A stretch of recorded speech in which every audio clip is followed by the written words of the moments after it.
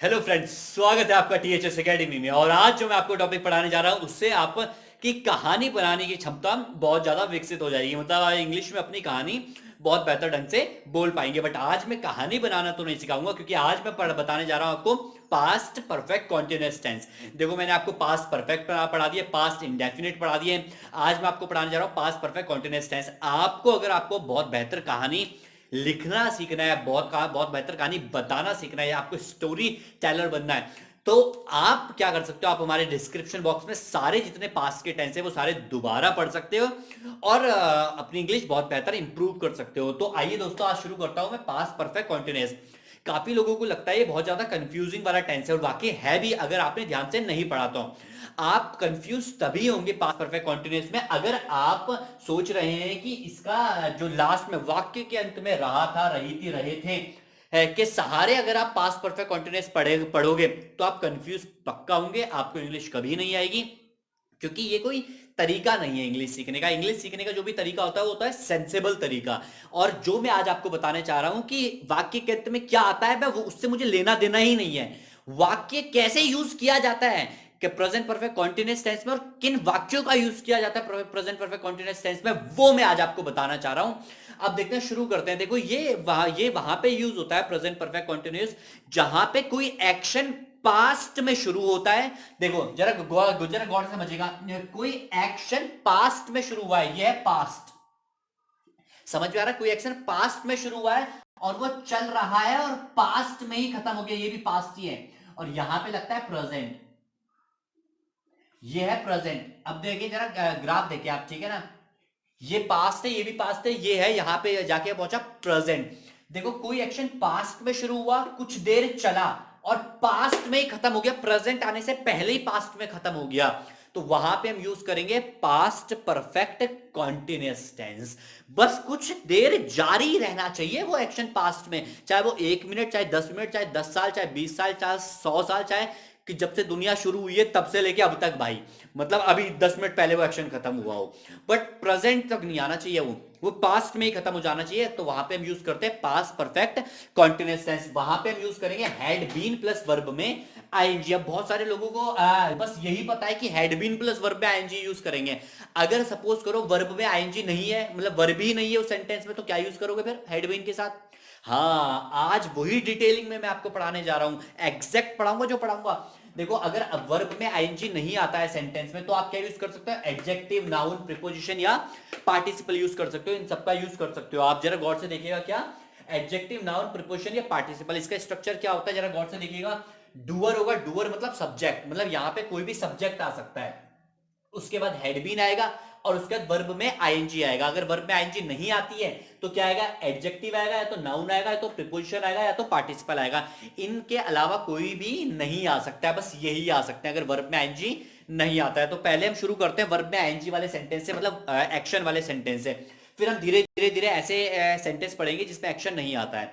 But ये देखिएगा, had been सबके साथ आएगा इसमें, आई के साथ, यू के साथ, ही के साथ, शी के साथ। जैसे प्रेजेंट परफेक्ट कॉन्टिन्यूअस में कभी कहीं हैज बीन आता है, कहीं हैव बीन आता है। अगर आपने प्रेजेंट परफेक्ट टेंस नहीं पढ़ा है तो आप डिस्क्रिप्शन में जाके लिंक पे क्लिक करिए और वो वीडियो चल जाएगी, तो आप वहां प्रेजेंट परफेक्ट कॉन्टिन्यूअस भी पढ़ सकते हो। तो यहाँ पे प्रेजेंट परफेक्ट कॉन्टिन्यूअस जैसा नहीं है, पास्ट परफेक्ट कॉन्टिन्यूअस बड़ा सरल है, सबके साथ एक ही आएगा, हैड बीन। अब देखते हैं, पहले हम यूज करते हैं आय के साथ। देखो, अगर मैं बात कर रहा हूं कि मैं दिल्ली में 2 सालों से रह रहा था, अब नहीं रह रहा हूं बट 2 सालों से रह रहा था, तो मैं क्या यूज करूंगा? देखो, अब प्रेजेंट में तो नहीं है ना, एक्शन हो गया। देखो, अब जरा कोशिश करेगा समझने की, मैं दिल्ली में 2 सालों से रह रहा था, सेंस क्या है? 2 साल एक्शन चला और उसके बाद खत्म हो गया, अब नहीं रह रहा हूं, तो मैं देहरादून में रह रहा हूं। तो अब देखते क्या आए, हैड बीन की पहचान किसकी है? पास्ट परफेक्ट कॉन्टिन्यूअस टेंस की। और रहा, जो एक्शन जारी है, देखो जिस भी फॉर्मेट में एक्शन जारी रहता है, चाहे प्रेजेंट में, चाहे पास्ट में, चाहे फ्यूचर में, आईएनजी आना तय है। चाहे प्रेजेंट में हो, चाहे पास्ट में हो, चाहे फ्यूचर में हो, कहीं पे भी एक्शन जारी रहेगा उसमें आईएनजी आना तय है। तो कुछ देर तक एक्शन चला तो लीव में आईएनजी आया, रहने के लिए लिविंग बोलेंगे। तो आई हैड बीन लिविंग कहां पे? इन दिल्ली। और कितने सालों के लिए? For 2 years. अगर आपको फॉर और सिंस नहीं पता, फॉर और सिंस नहीं पता, तो इसी के डिस्क्रिप्शन में फॉर और सिंस का भी एक वीडियो बना रखी है। अगर मैं यहाँ दोबारा समझाऊं तो वीडियो थोड़ा सा और ज्यादा लंबा हो जाएगा, लेंदी हो जाएगा वीडियो, पर फिर भी मैं थोड़ा सा आपको बता देता हूँ थोड़ा सा। देखो, फॉर वहां पे आता है जहां पे टाइम मतलब एक ऐसा टाइम देर का रहता है जिसका नाम नहीं होता है, नो टाइम नो नेम, जिस जिस टाइम का नाम नहीं होता है। और सिंस वहां पे आता है जहां पे नेम दे रखा रहता है जिस टाइम का। अब नाम कैसे, आप कंफ्यूज हो गए होंगे। जैसे अगर मैं बात करूंगा सिर्फ दिन दे रखा होगा, जैसे मैं 2 दिन से कर रहा हूं, कौन सा दिन पता नहीं। बट यहाँ पे अगर मैं डे के बारे में बात करूंगा, यहाँ पे 2 डेज है, जैसे मैं 2 दिन से काम कर रहा हूं, एक तो 2 डेज, बट कौन सा दिन है नाम नहीं पता। बट अगर मैं बात करूंगा मैं संडे से हूं, मैं संडे से ये काम कर रहा हूं, तो मुझे उस डे का नाम पता है संडे। तो जिसका भी नाम पता है, जिस भी टाइम का, वहां पे मैं लगाऊंगा सिंस। बट 2 दिन बोलूंगा तो वहां पे लगाऊंगा फॉर। जैसे मैं अगर मैं बात करूं 10 साल, किसी साल का नाम नहीं पता, बट अगर मैं बात करूं 2019, तो मुझे साल का नाम पता चल गया, जहां पे नाम नेम मेंशन हो गया वहां पे आएगा सेंस। आ रहा है समझ में भी आपके। जैसे मैं 10 महीनों से ये काम कर रहा हूं, 10 मंथ्स। अगर मैं बात करूंगा जनवरी, मैं जनवरी से कर रहा हूं, तो जनवरी नाम है महीने का, तो जहां पे नाम आएगा वहां पे सेंस, जहां पे नाम नहीं है टाइम का वहां पे फॉर। सिंपल सा है। अगर आपको ज्यादा डिटेलिंग में पढ़ना है तो आप मेरा सिंस और फॉर वाला लेक्चर जरूर से जरूर देखिएगा, उससे आपको पता चलेगा कि पूरा फॉर्मेट में कहां कहां यूज होता है सेंस और फॉर। आगे हम बढ़ जाते हैं। जैसे ही हैड बीन हंग्री। अब ये बताओ, हंग्री वर्ब तो है नहीं, मतलब इसमें आईएनजी तो लगा नहीं सकते, तो हंग्री क्या है, एडजेक्टिव है, समझ में आ रहा है। तो यहां पे हम वर्ब नहीं आएगी तो एडजेक्टिव भी लगा सकते हैं। जैसे लॉकडाउन में मैंने एक्चुअली 1-2 लोगों का वीडियो देखा था कि वो बेचारे 2-3 दिन से भूखे थे। अब नहीं है पर भूखे थे, तो भूखा रहने का एक्शन उनके साथ 2 दिन चला, उसके बाद खत्म हो गया। तो अगर मैं बात करूं ही हैड बीन हंग्री, मतलब he had been hungry for 2 days, मतलब वो 2 दिन से भूखे थे, भूखे है नहीं। अगर है होता, अभी भी है, तो यहां पे आता हैज बीन। हैज बीन वाली वीडियो आप जरूर देखिएगा। तीसरा एग्जांपल देखिएगा, he had been CEO of Google for 10 years, मतलब जब उसे हटाया गया गूगल के सीईओ से, तो उससे पहले वो 10 साल तक गूगल का सीईओ था, मतलब 10 साल तक वो एक्शन चला, उस पद पे वो था। तो अगर मैं बात कर रहा हूं जो भी एक्शन कुछ ड्यूरेशन के लिए चला, समझ में आ रहा है ना, तो वहां पे आएगा पास्ट परफेक्ट कॉन्टिन्यूअस। तो कैसे बोलेंगे, he had been CEO of Google, CEO of Google for 10 years। For और सिंस मैंने आपको बता दिया कहां पे यूज होगा। अब देखो, the phone had been broken. अब ये क्या है, अब देखो, सीईओ क्या, ये है नाउन, मतलब ये एक पद है क्योंकि नाम है उस पद का, तो नाउन। अब ये ब्रोकन क्या है, ब्रोकन, ये देखो नाउन भी ले लिया हमने, एडजेक्टिव भी ले लिया। ब्रोकन क्या है, पार्टिसिपल। पार्टिसिपल क्या होता है, इसके एक अलग से मैं वीडियो बनाऊंगा जरूर। पार्टिसिपल होता है जो किसी चीज की कंडीशन बताता है। तो वे ये फोन की कंडीशन बता रहा है कि कैसा है फोन, टूटा हुआ है, और कब से, 8 महीनों से, मतलब 8 महीनों से वो एक्शन जारी था, मतलब टूटा हुआ था, मतलब रिपेयर नहीं हुआ था। तो कैसे बोले, the phone had been broken for 8 months, मतलब 8 महीनों से फोन टूटा हुआ था। She had been at her home for 30 days। जब से लॉकडाउन शुरू हुआ लगभग 30 से 35 दिन हो गए हैं, जब ये वीडियो आएगी तो शायद 5-6 दिन और ज्यादा हो गए होंगे। तो जैसे अगर मैं बात करूं, वो क्या 30 दिनों से कहां थी, लॉकडाउन, मतलब वो घर पे बैठी हुई थी, अब एक्शन खत्म हो गया, वो बाहर है। तो अगर मैं बात करूं क्या है, she had been at her home for 30 days, मतलब एक्शन कुछ देर चला पास्ट में और उसके बाद खत्म हो गया। तो इतना मुझे लगता है आपको ये पूरा समझ में आया होगा। अब मैं आपको बताता हूं कि ये देखो, ये जवाब ही थे, कि मतलब हम जवाब कैसे देंगे। सिर्फ आपको क्या लगाना है, डूअर लगा देना है। आप इसको फॉर्मेट को देखिएगा, doer had been plus verb में आएंगी। देखो क्या, आपको डूअर मतलब सब्जेक्ट लगाना है, यहां पे जैसे subject I, he, they, sorry the, और शी, मतलब द फोन या शी, मतलब ये सारे क्या है, सब्जेक्ट हैं। सबसे पहले सब्जेक्ट लगाओगे, उसके बाद सारा फॉर्मेट फॉलो करोगे तो वो आंसर बन जाएगा। बट क्वेश्चन कैसे बनेगा, गौर से देखेगा, बस ये जो जिसमें मैं अंडरलाइन कर रहा हूं ना, देखेगा इन्हें, तो इनको बस आगे ले आना है, बीन्स के साथ खिलवाड़ नहीं करना है, बस इसको आगे ले आना है। किसको, ये हेड को आगे ले आना है, बस हेड को सब्जेक्ट से पहले ले आना है। अब जैसे अगर मैं बात करूं, देखो क्वेश्चन पूछने के लिए क्या आएगा, यहां पे देखिएगा, अब देखो हेड आगे आ गया, हैड यू बीन, आगे सिंपल है, had you been living in Delhi for 2 years, मतलब क्या आप 2 साल दिल्ली में रहे थे, आ रहा है समझ में, मतलब जो एक्शन जारी था, कितने, 2 साल।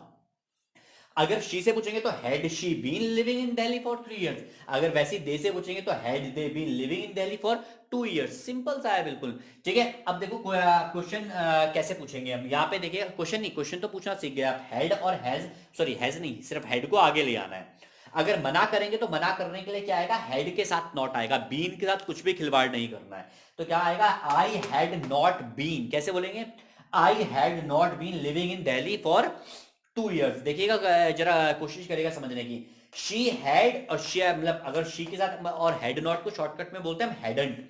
यहाँ पे फुल फॉर्म लिखी है हैड नॉट, बट अगर शी के साथ हम बात करेंगे तो कैसे बोलेंगे?